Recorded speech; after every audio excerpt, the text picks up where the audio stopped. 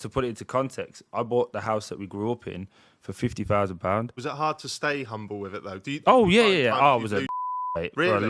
for a long time. Yeah.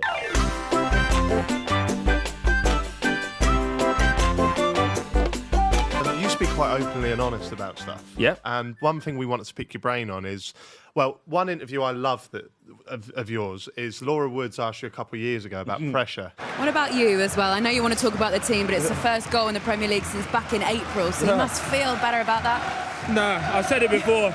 Real pressure is watching my mum, work 3 jobs trying to make ends meet for Christmas. This is football. When I think the context was you hadn't scored a goal in a while. You scored one, and she said, "Does it feel like the pressure's relieved?"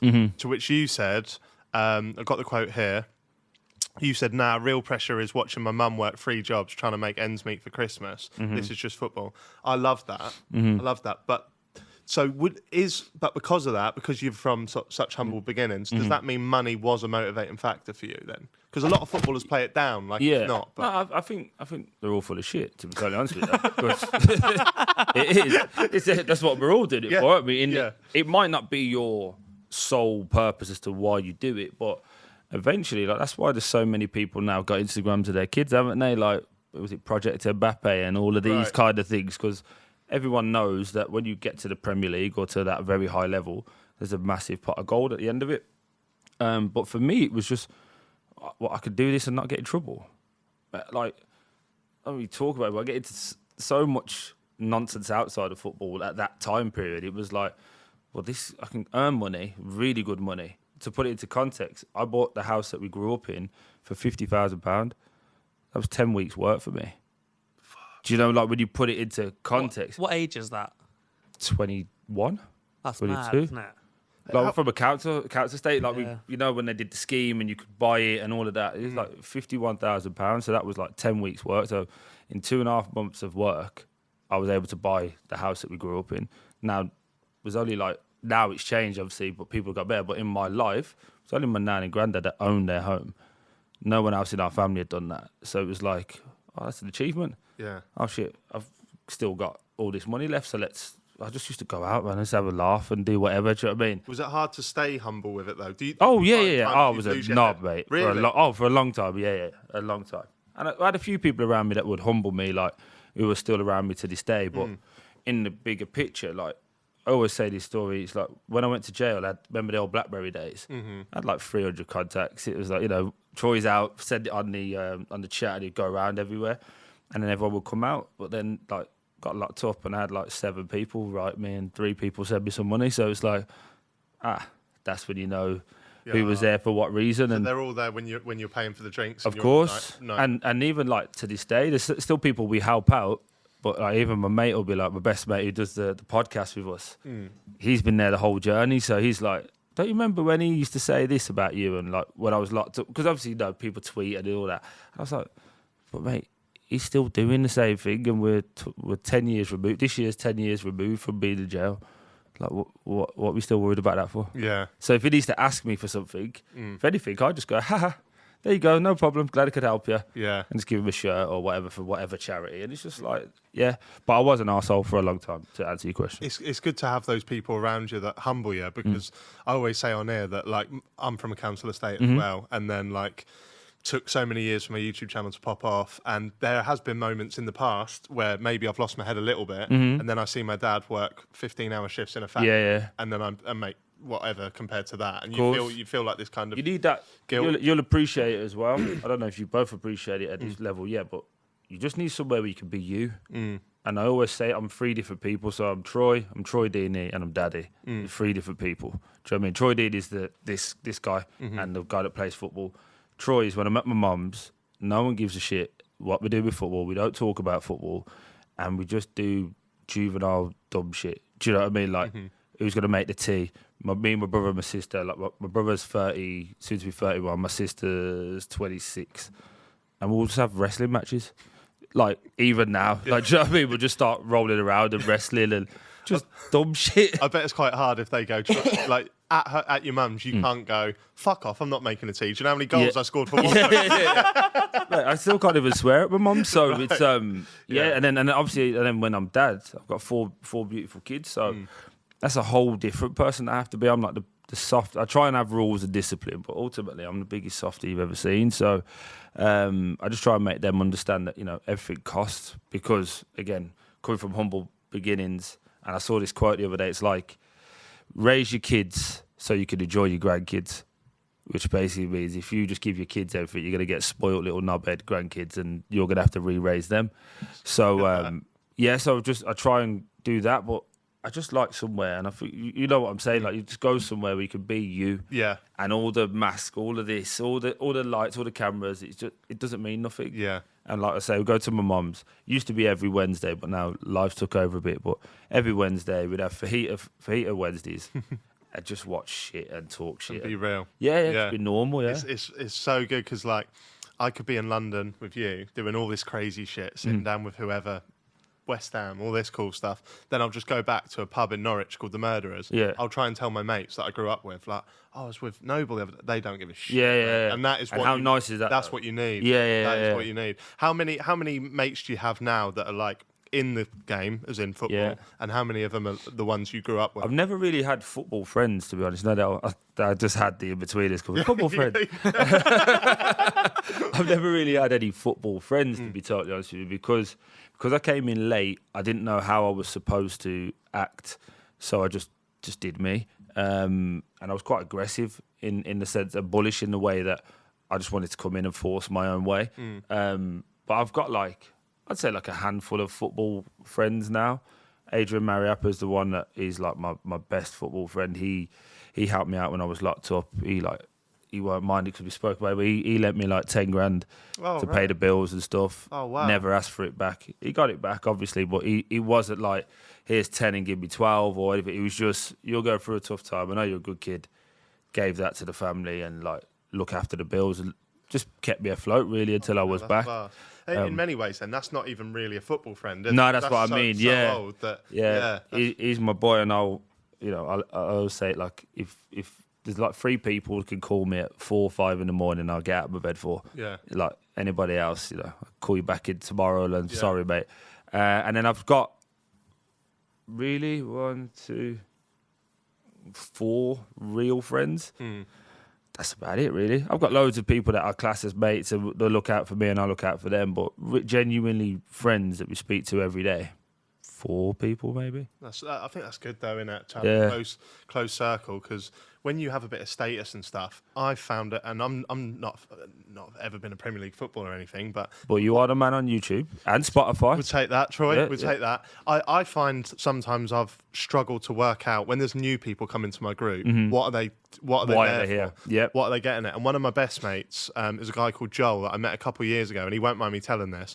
But I remember I didn't know him, and he was a mutual friend. And I was leaving the pub, and there are some people in my friendship group where Jack's getting the pints. Yeah. I walk out.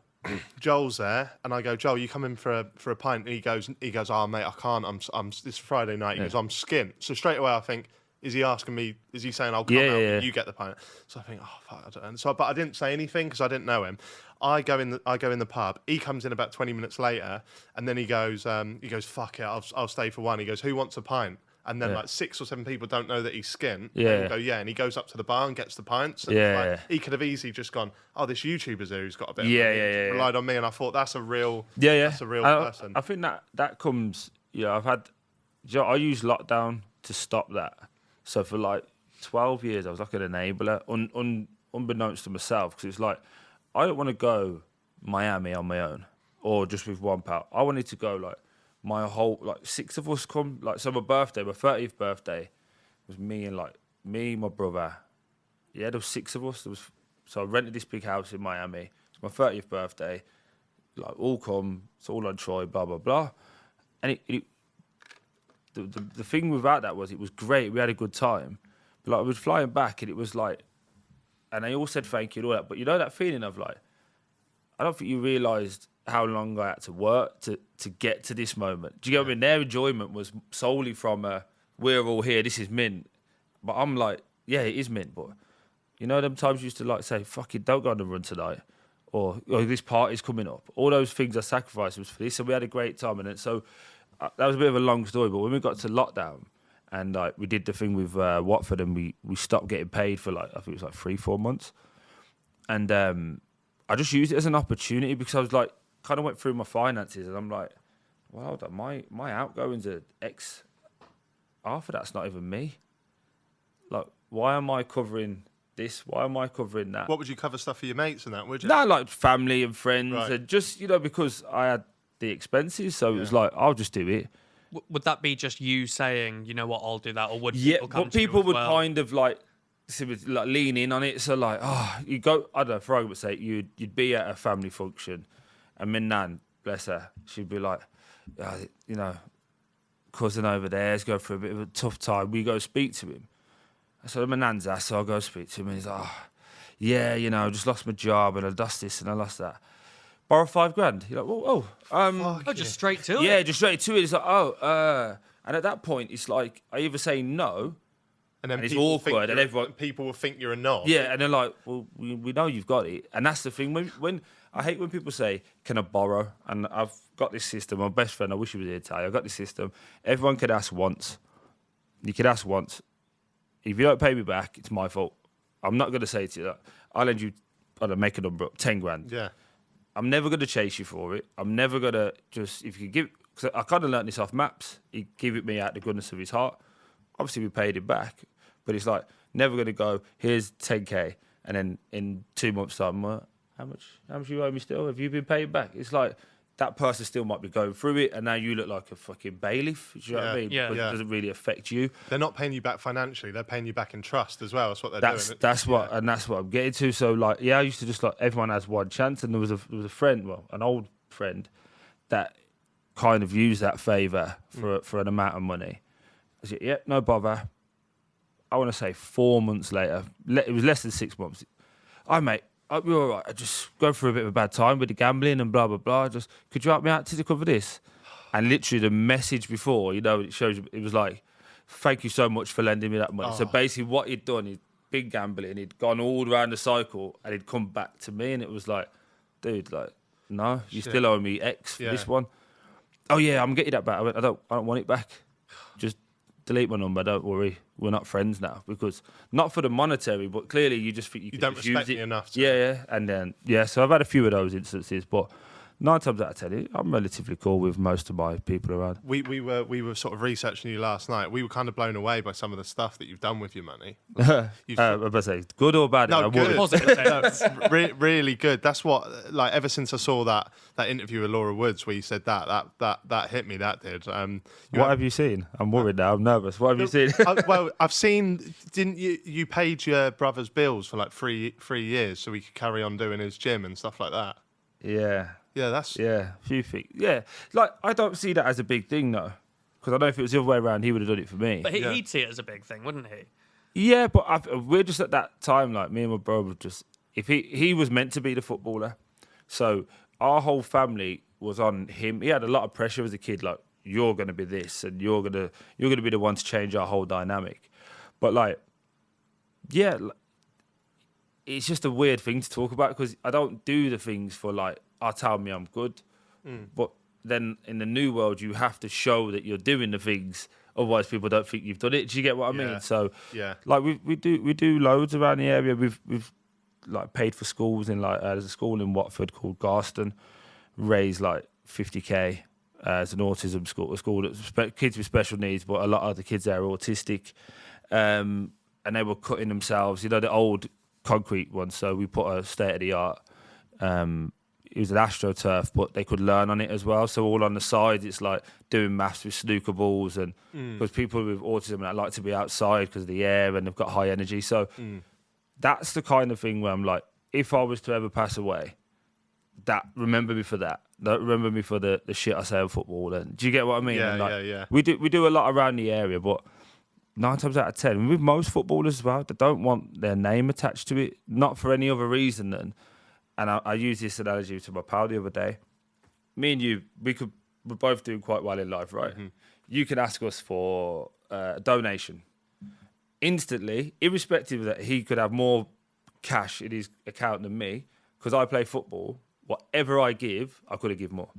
So you could give £200, I give 20 grand. And and your £200 would be more well received than my 20 grand. Do you Yeah. get what I mean? Because the perception is, I read that Wayne Rooney was earning 300k a week.